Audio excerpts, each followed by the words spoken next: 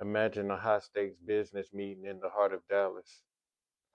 The players, some of the biggest names in the hip hop industry.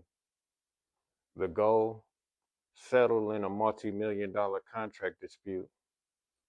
But as the doors swung shut in that recording studio on January 10th, 2026, it didn't fill the air up with music. It was filled up with the sounds of chambering rounds. Federal prosecutors are pulling back the curtains on what they call a calculated violent ambush. Today, we are breaking down the federal indictment that sent shockwaves through the industry. 9 men, including platinum selling artist Lontrell Williams Jr., known as Pooh Shiesty, and Rodney Wright Jr., also known as Big 30, are now currently facing life changing I'm Ryan charges. Rabel. I'm the U.S. Attorney for the Northern District of Texas. Thank you for coming. This week, 9 individuals, including well-known musical artists, kidnapped and robbed at gunpoint numerous victims at a music studio in Dallas, Texas. 8 of the 9 were arrested yesterday in Dallas, Memphis, and Nashville.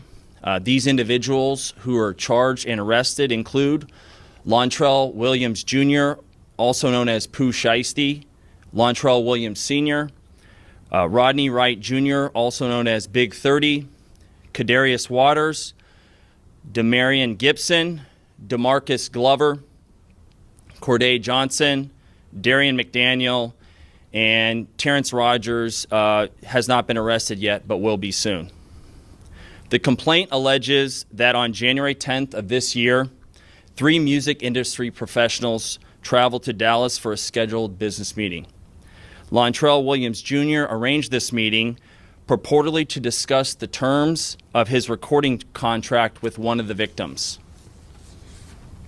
As alleged, once these 3 men were inside the recording studio, Williams Jr. and 8 co-conspirators, several of whom traveled from Memphis, Tennessee, executed a coordinated armed takeover. As alleged, Williams Jr. produced an AK-style pistol and forced one of the victims to sign a release from the recording contract at gunpoint. The remaining conspirators displayed firearms and robbed the other victims of Rolex watches, jewelry, cash, and other high-value items. One of the victims was actually choked by one of the defendants to the point of near unconsciousness. Defendant Wright barricaded the studio door with his body to prevent the victims from escaping. The ringleader of the conspiracy, Lontrell Williams Jr., was on home confinement at the time. Hey, just like you heard in that clip from that federal agent, this wasn't your stereotypical robbery. It was a kidnapping. We're talking about AK style pistols being drawn, people getting choked out to the point of unconsciousness, and the legendary music executive Gucci Man allegedly being held at gunpoint over a recording contract. From the ankle monitor bracelet that tracked the suspect's every move, from social media posts where they allegedly flaunted stolen Rolexes and wedding rings, the evidence that the FBI have on this case is staggering. Man, I'm incredulous. How did a business meeting turn into a federal crime scene? And what does this mean for the future of 1017 Records? So stick around because we're diving deep into this Dallas studio ambush. The setup. On January 10th meeting, victims including Gucci Man and his head of security flew to Dallas believing that they were settling and resolving a contract dispute with Pooh Shiesty. The location, a music studio on Dallas Parkway, a professional setting used as a trap. The takeover. Allegedly, Pooh Shiesty, Big 30, and the entourage took over the studio. The rest of the members are supposed to be gang members of the Rolling 60 Crips. The violence in this case details that Pooh Shiesty was brandishing an AK 47 style firearm. Victims was being choked, and the exits was being barricaded by Big 30 to prevent any form of escaping. The demand. The primary objective wasn't just the jury, it was a forced legal release from the recording contract. High value theft. Here's a list of some of the items that was taken in that botched robbery. Rolex watches, diamond jewelry, and Gucci Man's wedding ring. Man, Pooh Shiesty and his goons wasn't playing, man. Him, Big 30, and the Rolling 60 Crips, they obviously wasn't playing. Them rings and things you sing about, bring them out. It's hard to yell when the barrel's in your mouth. Yeah, so if you never seen Gucci Man, this is a picture right here. This picture of this brother look like he upset at somebody for eating the last pack of ramen noodles. This is Gucci Man. So after the robbery, the group left and fled the scene in a coordinated convoy involving a Dodge Charger Hellcat and a rented Buick Enclave. Look, I hate to disparage the young man, but he's obviously not that bright of a criminal. He's on house arrest, fresh out of prison, placed on house arrest. And they got a wealth of damning evidence when it involves this botched robbery. His ankle monitor placed him at the scene of the crime. Not only that, you're on video. You're on surveillance video, brandishing gun, up in guns, choking people out like stupidity at its finest. And then, not only that, you're on social media, flaunting and posting stuff to self incriminate yourself. Like, how dumb can you be, man? Like, I don't get it. I know, I know, I know you thinking like, damn, $15 million on the table. Man, that was dumb. Nope. Wait, it gets dumber. We gotta address the digital footprint. Federal agents use social media posts where suspects allegedly flex the stolen merchandise that they took from Gucci Man himself. Come on, man. I don't know, man. Rest in peace, Nipsey, man. He said it best. I ain't nothing like you rap niggas. Gotta be the dumbest niggas alive, man. Y'all gonna think I'm lying when I say this, but it gets even more dumber. Now it's time to address the family dynamics, starting off with Latrell Williams Sr., who happens to be Pooh Shiesty's father. They're accusing him of facilitating this. They're saying he's the one that made the call to Gucci Man to lure him into this trap, to get him to catch a flight to Dallas to meet up with his son, to handle and settle their differences and handle the contractual disagreements that they're currently having. Not only are they accusing him of that, he's getting accused of the logistics of renting the getaway vehicles as well. So, Pooh Shiesty kids won't be seeing Paw Paw.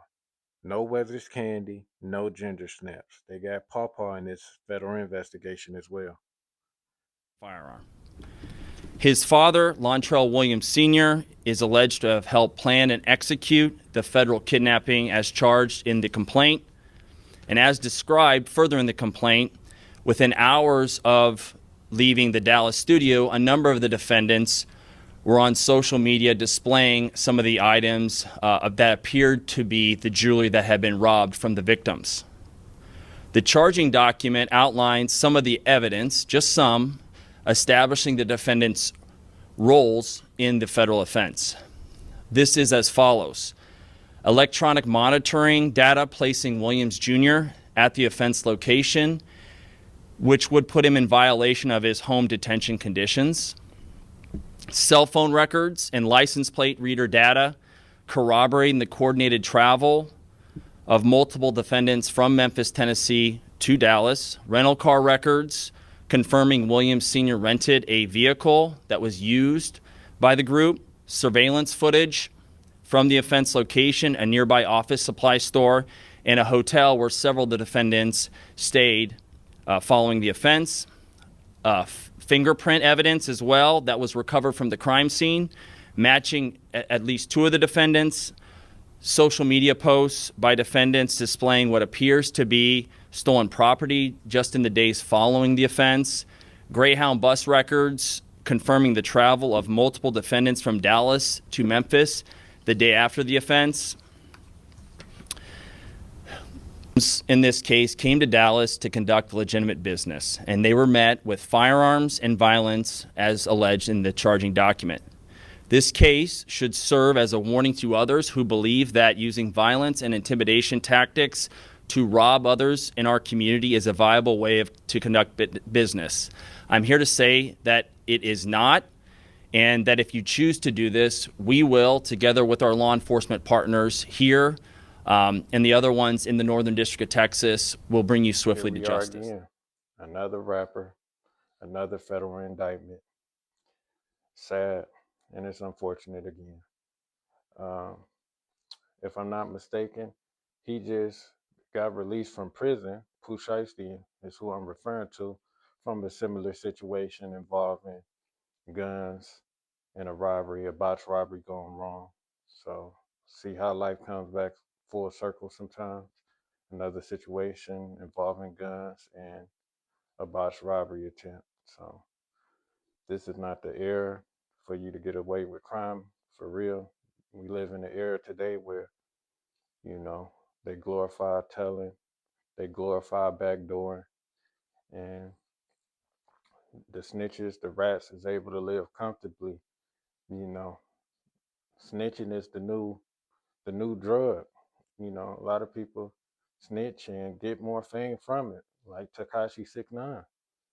And these brothers got to wake up. They got to learn from their predecessors, a la Yellow Beezy, Little Dirk. I believe he was quasi friends with Little Dirk as well. So he definitely should have learned from his mistake.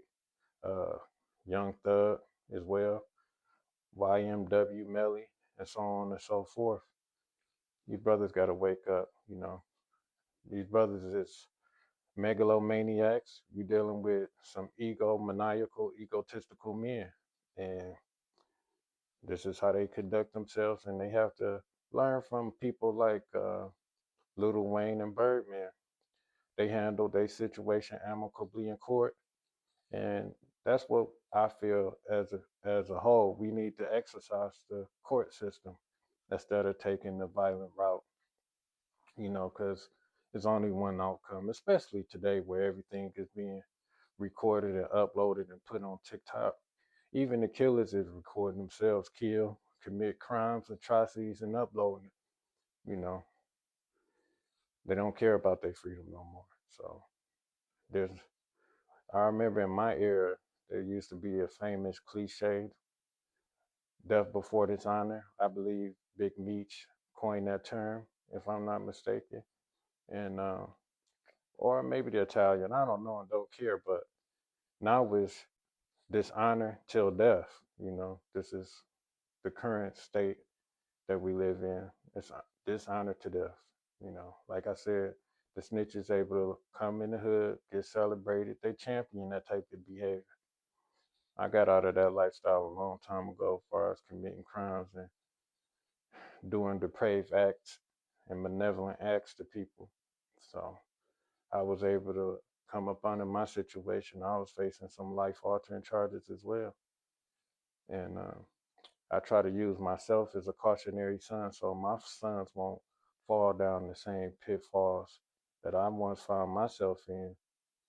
So hopefully these brothers could figure it out, because it's just terrible. I wish Gucci Man would have emancipated this young man, let him let him gallivant and seek a better deal, a contract that was offered to him, and let him, explore his creative juices somewhere else. Let him take his talent somewhere else. He obviously wasn't happy with how Gucci Man handled his cousin and/or his contract, and he was obviously frustrated with it and had enough. It appears that Gucci Man was unwilling to, you know, honor his wishes, and he found himself looking down the barrel of a gun. So it's terrible. We see it play out far too often, and we have to wake up at some point.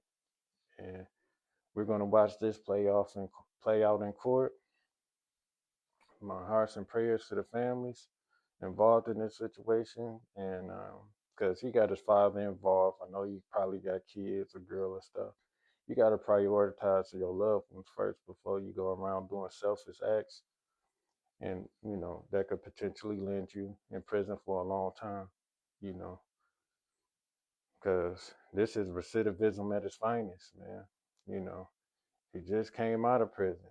Now he might find himself right back in there. So got to do better. Have to do better as a whole, as a collective, as a people. As men in general. We got to stop being so petulant and saying, "Hey, this the way I'm gonna handle it. I'm upset." You know, um, I'm gonna take my ire out on this particular person. That's not the way to go. And if you are gonna exercise that type of level of anger and frustration and depravity, you have to do it by yourself because you can't trust nobody. When I was out here committing crimes and stuff, I wasn't out there doing it with a bunch of men for me to be told on. That ain't the way to go. You got to stand on business and handle things by yourself. That way, only person that's going to stand at court and testify on you is you. So that's the best way to handle things. If that's your type of lifestyle you live in, do it by yourself. You don't need a gang of people. What's that for? That's a stupid move. But once again, I appreciate you for tuning in to What the Hell's Going On News. My name is Aki. Stay vigilant. God bless. Peace.